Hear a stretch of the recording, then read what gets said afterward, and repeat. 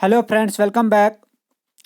हमने अकाउंटेंसी की MCQ series start की थी इस चैनल पे और हम पढ़ रहे थे पिछले लेक्चर में जर्नल एंट्रीज। अगर आपने अभी तक वो लेक्चर नहीं देखे हैं तो वो लेक्चर आपको प्लेलिस्ट में मिल जाएंगे और वो लेक्चर ज़रूर देख लेना, क्योंकि उसमें बेसिक सी चीज़ें हैं। बेसिक से बताया है मैंने हर एक चीज़, तो आपको फिर वहीं से बेसिक जब क्लियर होगा तो आगे भी आसानी होगी।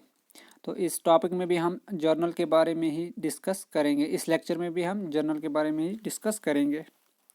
पहला क्वेश्चन है, which of the terms given below will be recorded as the book of original entry.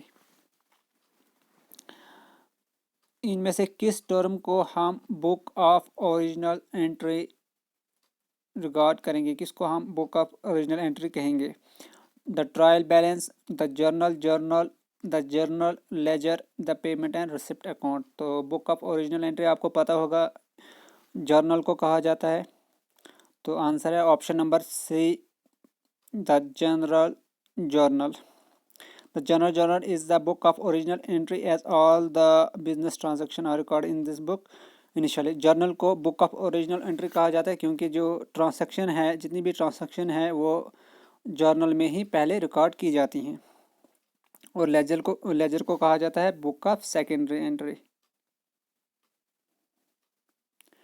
Question number 2, the share holders equity will not be affected by the following transaction. Share holders की मतलब जो honour है या जिसको जो share holder है business में, उसकी इक्विटी को इनमें से किस ट्रांसैक्शन से कोई फ़र्क नहीं पड़ेगा, कोई इफेक्ट नहीं होगा। इक्विटी मतलब कैपिटल, जो उसका कैपिटल होगा, तो उस पर किस ट्रांसैक्शन से उसके कोई असर नहीं होगा। The dividends to stock holders, the total net loss incurred, the investment of the cash by the stock holders, the land purchase made from proceeds of bank loan. और इसका राइट आंसर है option number D, land purchase was made from the proceeds of bank loan. ये affect नहीं होगी, मतलब इस transaction से affect नहीं होगी उसकी कैपिटल, क्योंकि इससे एक्सप्लेनेशन है इसकी। Land purchase made from the proceed of bank proceeding will have no impact on share holder equity because it impact will be limited to the liability and asset. क्योंकि इस transaction से सिर्फ asset और liability पे फ़र्क पड़ेगा। उसने जब लैंड परचेज की तो मतलब एसेट आया, और बैंक लोन से उसने ली तो मतलब लायबिलिटी बढ़ी, तो मतलब कैपिटल पे कोई फ़र्क नहीं पड़ा। जो हमारी इक्वेशन होती है, एक accounting equation, asset equal to capital plus liability, तो वहाँ पे सिर्फ दो चीज़ों को अफेक्ट हो रहा है इस ट्रांसैक्शन से, वो है एसेट और लायबिलिटी। और हमें पूछा गया था कि किस ट्रांसैक्शन से इक्विटी को अफेक्ट नहीं पड़ेगा, तो वो ऑप्शन नंबर डी है।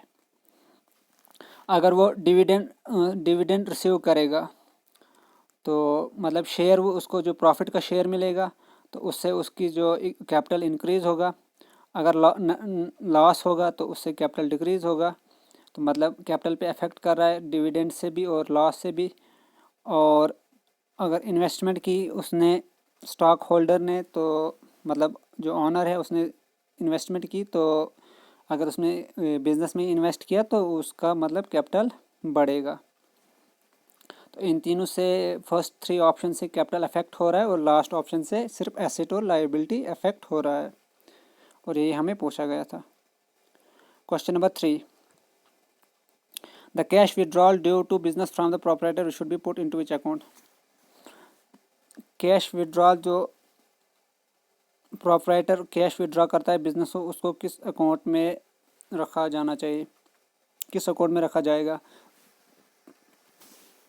Purchase account, cash account, driving account, the capital account. The right answer is cash account. जब कोई प्रोपराइटर बिजनेस से विड्रॉ करेगा कैश, तो इसकी जर्नल एंट्री बनेगी ड्राइविंग अकाउंट, और ये कहते हैं क्रेडिट, ये जर्नल एंट्री बनेगी drawing account debit to cash account. मतलब ड्राइंग अकाउंट डेबिट होगा और कैश अकाउंट क्रेडिट होगा। ड्राइंग अकाउंट होता है पर्सनल अकाउंट, तो डेबिट द रिसीवर, और पर्सनल अकाउंट का रूल, और कैश बाहर जा रहा है बिजनेस से तो डेबिट वट गोज, ये क्रेडिट वट गोज आउट। यह आया रियल अकाउंट का रूल। ये मैंने फर्स्ट 2 लेक्चर्स में पूरे हर क्वेश्चन में बताए हुए हैं कैसे उनको यूज़ करना है। क्वेश्चन नंबर, और इसकी एक्सप्लेनेशन भी है यहाँ पे। Question number 4, all the transaction of an organization should be first recorded into which book और अकाउंट। जितनी भी सब की सब ट्रांजैक्शन जो है किसी ऑर्गेनाइजेशन की, उनको किस बुक में रिकॉर्ड करना चाहिए सबसे पहले। The T accounts, the equation of accounting, the book of original entry, the book of final entry. And right answer is book of original entry. Book of original entry मतलब journal में जितनी भी transaction है वो सबसे पहले journal में record की जाएंगी। टी अकाउंट हम लेजर को कहते हैं और बुक ऑफ फाइनल एंट्री भी लेजर को ही कहते हैं। The journal, also known as book of original entry, contains all the initial business transactions. As the name suggests, all the initial or the original transactions should be recorded in this book. जितनी भी transaction होंगी तो उनको सबसे पहले record किया जाएगा journal में, उसके बाद लेजर में पोस्ट होंगी वो। Question number 5, which of the following statement concerning journal entries are not correct. इनमें से कौन सा स्टेटमेंट जो जर्नल एंट्री से रिलेटेड है वो करेक्ट नहीं है। The journal entries show the effect of transaction. The debited account titles are listed first in the journal. The account balance is provided by the journal entries. Each journal entry should start with the date. Journal entries show the effect of transaction. बिल्कुल, जब हम record करते हैं तो journal entry वो record करती है transaction में कौन सा अकाउंट डेबिट हो रहा है, कौन सा अकाउंट क्रेडिट हो रहा है, तो वो शो करती है। Debited account titles are listed first in the journal. जो मतलब जब कोई एंट्री हम रिकॉर्ड करते हैं तो पहले हम उसको डेबिट करते हैं उसको, मतलब पहले लिखते हैं डेबिट दिस अकाउंट, फिर लिखते हैं ट्रांसैक्शन में कैसे लिखते हैं, डेबिट ऊपर लिखते हैं और नीचे लिखते हैं क्रेडिट वाला account. For example cash account debited to purchases account या कुछ भी नहीं, purchase account debited to cash account, purchase expense है तो कैश बाहर जा रहा है, तो मतलब पहले हम डेबिट वाली लिखते हैं फिर क्रेडिट वाली, तो ये भी ठीक है। The account balance is provided by the journal entries. Account balance journal entry provide करते हैं, इसको हम बाद में देखते हैं। 4 है, each journal entry should start with the date. हर एक जर्नल एंट्री डेट से स्टार्ट होगी, तो ये भी ट्रू है। तो ऑप्शन नंबर सी है कि जो अकाउंट बैलेंस है वो जर्नल एंट्री प्रोवाइड करती है, ये गलत है। तो right answer is option number C. यहाँ पे ये मिसप्रिंट हुआ है, ये एरर हुआ है टाइपिंग का, तो ये है the account balance provide by the journal entry, जो ऑप्शन नंबर सी है ऊपर।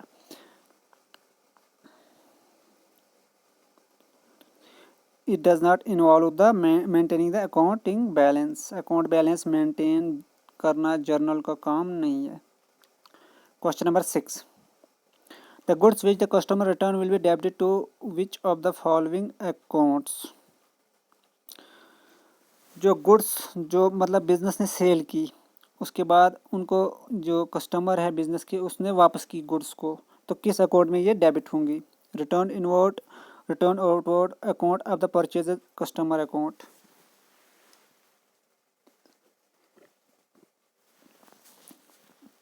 तो इसका राइट आंसर है return inward. Return inward account में ये रिकॉर्ड की जाएंगी। रिटर्न इनवर्ड को हम कहते हैं सेल्स रिटर्न भी, ठीक है, और रिटर्न आउटवर्ड को हम मतलब ये रिटर्न आउटवर्ड को हम कहते हैं परचेजेस रिटर्न भी, ठीक है। और जब बिजनेस में ये कस्टमर करता है गुड्स को वापस, तो वो डेबिट होंगी रिटर्न इनवर्ड अकाउंट में, मतलब सेल्स रिटर्न अकाउंट में। और रिटर्न आउटवर्ड होता है अकाउंट को हम कहते हैं परचेजेस रिटर्न, ठीक है। इसको आप याद रख सकते हो ऐसे कि रिटर्न इनवर्ड बिजनेस की तरफ आ रही है गुड्स वापस, तो मतलब सेल की हैं तो उसके बाद ही वापस आई बिजनेस में, तो रिटर्न इनवर्ड हुआ सेल्स रिटर्न को। और परचेजेस हमने की किसी और से, बिजनेस ने की किसी और से परचेज और बाद में रिटर्न की, तो ये मतलब बिजनेस से बाहर जा रही है रिटर्न वापस, तो रिटर्न आउटवर्ड, तो परचेजेस रिटर्न, ये ऐसे याद रखना इसको, ये बोल जाता है कभी।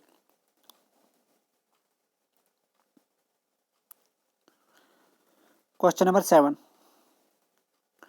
The journalist transactions are recorded in which order. जो जर्नल ट्रांसैक्शन है ये किस ऑर्डर में रिकॉर्ड होती हैं। Alphabetical order, chronological order, increasing order, decreasing order. And right answer is chronological order, मतलब जिस ऑर्डर में वो होंगी उसी, मतलब जो सबसे पहले होगी सबसे पहले वही रिकॉर्ड होगी, फिर सब दूसरी, फिर तीसरी, मतलब डेट वाइज जो सबसे पहले ट्रांसैक्शन होगी वो सबसे पहले रिकॉर्ड होगी। The order by date format is used for transaction recorded by the journal in debit and credit format. Hence, the journal transfer will occur in the chronological order with the earliest entry being recorded first. सबसे पहले हुई तो सबसे पहले वही record होगी. What is the journal alternatively called? Journal को और किस नाम से जाना जाता है, और कौन सा नाम है जर्नल का? A book of the history of transaction, ledger book, the entry book of transaction, the day book. Right answer is the day book. Journal को हम ऊपर हमने पढ़ा बुक ऑफ ओरिजिनल एंट्री भी कहते हैं और डे बुक भी कहा जाता है जर्नल को. तो ये भी याद रखना, इसका नाम दूसरा नाम डे बुक भी है.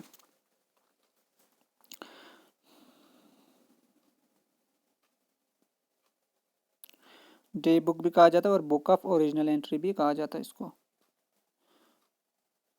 Question number 10. The receipt and the payment account are the summaries of which of the following? Receipt और payment account ये इनमें से किसकी समरीज हैं? Profit and loss account, trading account, ये क्वेश्चन जर्नल से बाहर का है. Cash book with the date column, cash book without the date column. Right answer is cash book without the date column. जो रिसिप्ट और payment account है ये summaries होती हैं कैश बुक की विदाउट, लेकिन कैश बुक की कौन सी समरीज? डेट कॉलम के अलावा जो है. The profit and loss are not accounted for in the receipt and payment account summary nor in the trading account considered. The receipt and payment account summary will be of the cash book but excluding the date column. Question number 11. The rupees 1000 है. 1000 of the rent is debited to the landlord's account. What will serve as the rectification entry for the above error? ये है rectification का error जो topic होता है वहाँ का है, लेकिन है ये जर्नल एंट्री से डील है तो इस वजह से यहाँ पे है, इस वजह से यहाँ पे भी आएगा क्वेश्चन क्योंकि जर्नल एंट्री से रिलेटेड है. रेक्टिफिकेशन एंट्री क्या होगी इसकी? जो 1000 रेंट था उसको डेबिट किया गया है लैंडलॉर्ड्स अकाउंट में, तो हमने रेक्टिफिकेशन एंट्री बतानी है इसकी. मतलब ये गलती से हमने डेबिट किया लैंडलॉर्ड, क्योंकि जब ये रेंट होता है वो एक्सपेंस होता है तो वो डेबिट होना था. फॉर एग्जांपल ₹1000 दिया बिजनेस ने तो रेंट अकाउंट डेबिट होना था और क्रेडिट होना था कैश अकाउंट, लेकिन यहाँ पे डेबिट किया गया है लैंडलॉर्ड्स अकाउंट को. तो हमने बतानी है इसकी रेक्टिफिकेशन एंट्री क्या होगी. Rent account debited to personal account of landlord, मतलब रेंट अकाउंट डेबिट होगा और पर्सनल अकाउंट जो लैंडलॉर्ड का वो क्रेडिट होगा. Rent account debited 1500 to personal account of landlord account 1500, rent account 1000 debited to bank account 2000, none of the above. और इसकी rectification entry है ऑप्शन नंबर 1. ठीक है, मतलब हमने इस जो ये रॉन्गली जो डेबिट किया हमने लैंडलॉर्ड्स को अकाउंट को, इसको हमने अब कैंसिल आउट करना है, और जो रेंट अकाउंट को हमने डेबिट नहीं किया उसको अब हमने रेक्टिफिकेशन एंट्री से उसको प्रोवाइड डेबिट करना है और लैंडलॉर्ड वाले को मतलब हमने क्रेडिट करना है ताकि ये कैंसिल आउट हो जाए इफेक्ट उसका. तो ये आएगा, इसका आंसर आएगा rent account debit 1000 to personal account of the landlord account, ये इसकी रेक्टिफिकेशन एंट्री होगी. तो क्योंकि रेक्टिफिकेशन अकाउंट को डेबिट होना था तो हमने किया गलती से लैंडलॉर्ड को, अब हमने रेक्टिफिकेशन एंट्री में रेंट अकाउंट को डेबिट किया और लैंडलॉर्ड को हमने किया था पहले डेबिट, अब हम उसको क्रेडिट करेंगे ताकि डेबिट और क्रेडिट का वो दोनों इफेक्ट कैंसिल आउट हो जाए. तो लैंडलॉर्ड है उसका अकाउंट वहीं पे रहे, उस पर कोई चेंज ना आए.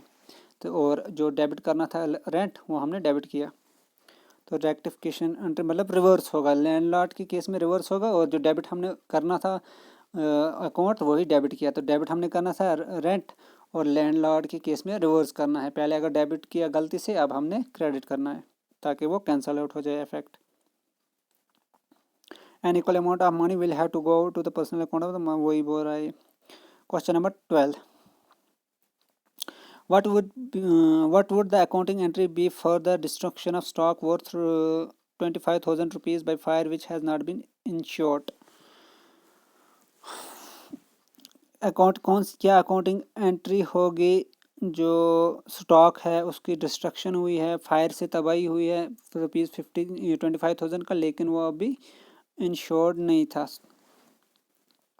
ऑप्शन है debit trading account, 25,000 to cash account credit stock account, 25,000 debit stock account, 25,000 credit trading account, debit profit loss account, credit trading account. None of the above. Right answer is option number C, debit profit and loss account and credit trading account. A loss has been incurred and the trading is part of it, so the entry in option C would be correct for the destruction. So तो जो loss होगा fire से in case of मतलब ये insured नहीं है वो stock, तो उसमें जो क्या बनेगी जर्नल एंट्री, तो वो बनेगी डेबिट, प्रॉफिट लॉस को करना डेबिट और ट्रेडिंग अकाउंट को क्रेडिट करना है। Question number 13,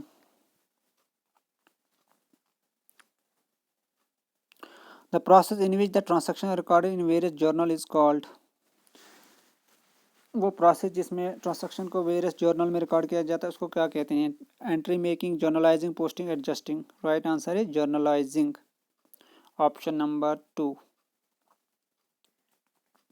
question number 14, what is the minimum number of accounts affected by any business transaction. कोई भी बिजनेस ट्रांजैक्शन है उससे कितने मिनिमम कितने अकाउंट अफेक्ट होंगे? 1, 2, 4 indefinite. Right answer is minimum 2 affect. कोई भी ट्रांजैक्शन होगी तो उससे कम से कम 2 अकाउंट अफेक्ट होंगे ही होंगे। तो मिनिमम नंबर ऑफ अकाउंट जो अफेक्ट होंगे ट्रांजैक्शन से तो वो है 2। Every business transaction should compulsory be record in on 2 account in the double entry journalise system at minimum में 2 अकाउंट्स को अफेक्ट करेगी। Question number 15, the journal entry involving more than 2 accounts being debited और credit is refer to as. वो journal entry जिसमें से 2 से ज़्यादा account debit होंगे या 2 से ज़्यादा अकाउंट क्रेडिट होंगे उसको क्या कहते हैं? The journal entry, the compound entry, the additional entry, the multi entry. तो उसको हम कहते हैं कंपाउंड एंट्री। वो जर्नल एंट्री जिसमें 2 से ज़्यादा अकाउंट या तो डेबिट हो या क्रेडिट हो।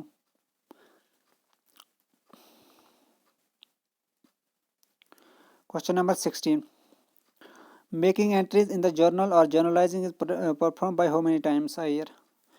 जर्नलाइजिंग को साल में कितनी बार किया जाता है या जर्नल एंट्रीज को कितनी बार साल में बनाया जाता है? Eight the end of accounting period, once every year, 3 times every year, a lot of time during the accounting period। Accounting period के एंड में या साल में वंस एवरी ईयर, साल में एक ही बार, या 3 टाइम्स एवरी ईयर, या बहुत बार। तो इसका आंसर आएगा option number D, lot of times during the accounting period. जब भी कोई ट्रांजैक्शन होगी तो हमने उसी वक्त रिकॉर्ड करनी है जर्नल में, तो ये साल में बहुत बार होगा, lot of times during the accounting period वो रिकॉर्ड होगी। The accounting cycle of an organization begins with the question number 17. Which of the following account get debited of cash from the business withdrawn by the owner for his personal use? जब business से ये honour पैसा निकालेगा, withdraw करेगा, तो कौन सा account debit होगा? तो इसका आंसर है ऑप्शन है business account, drawing account, cash account, stock account. तो right answer is drawing account. जब कोई ऑनर विड्रॉ करता है बिजनेस से, चाहे वो गुड्स विड्रॉ करे या कैश विड्रॉ करे, तो डेबिट होगा ड्राइंग अकाउंट और क्रेडिट होगा अगर गुड्स की होंगी तो गुड्स अकाउंट, अगर कैश किया होगा तो कैश अकाउंट। तो यहाँ पूछा गया है डेबिट, तो डेबिट आएगा ड्राइंग अकाउंट। वो मैंने रोल बता दिया, ड्राइंग अकाउंट पर्सनल अकाउंट होता है क्योंकि ये डील कर रहा है ऑनर से और ऑनर पर्सन है, तो पर्सनल अकाउंट का रोल होता है डेबिट द रिसीवर, और ये रिसीव कर रहा है तो डेबिट आएगा। और फिर है कैश जा रहा है बिजनेस से, ये रियल अकाउंट का रोल आएगा credit what goes out. Question number, I think this is last question, 19, what does the cash books debit balance represent eight the end of the year. ये cash book का question है। Cash book का जो debit balance है वो साल के and में क्या रिप्रेजेंट करता है? Total amount of cash received in a year, जितना कैश रिसीव किया गया है उस साल में टोटल अमाउंट वो, या total amount of cash paid, या टोटल अमाउंट कैश पे किया गया है उस साल में, या total income of the organisation, या फिर the in hand cash at the end of the given period. और इसका option number D right answer है, the in hand cash at the end of the given period. जो debit balance होता है cash book का, ये favourable balance होता है। ये आगे जब पढ़ेंगे हम उस पर तो वहाँ करेंगे हम डेबिट और ये बैलेंस और क्रेडिट बैलेंस के बारे में डिस्कस। तो यहाँ पे सिर्फ इतना है क्वेश्चन में कि जो डेबिट बैलेंस होगा eight the end of the year, तो वो क्या रिप्रेजेंट करता है, वो रिप्रेजेंट करता है इन hand cash at the end of the given year.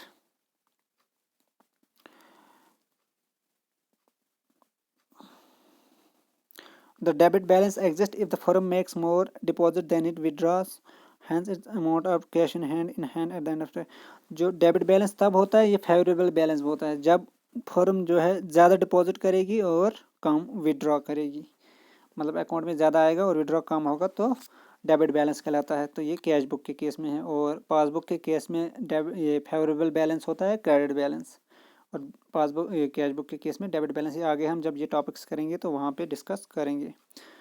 तो ये थे हमारे आज के MCQs, होप ये आपको समझ आई होगी और ये हेल्पफुल रहेंगे आपके एग्ज़ाम में। अगर आपने अभी तक चैनल को सब्सक्राइब नहीं किया तो आपसे रिक्वेस्ट है कि चैनल को सब्सक्राइब करें, और वीडियो अगर अच्छी लगी होगी तो लाइक भी करें। Thanks for watching.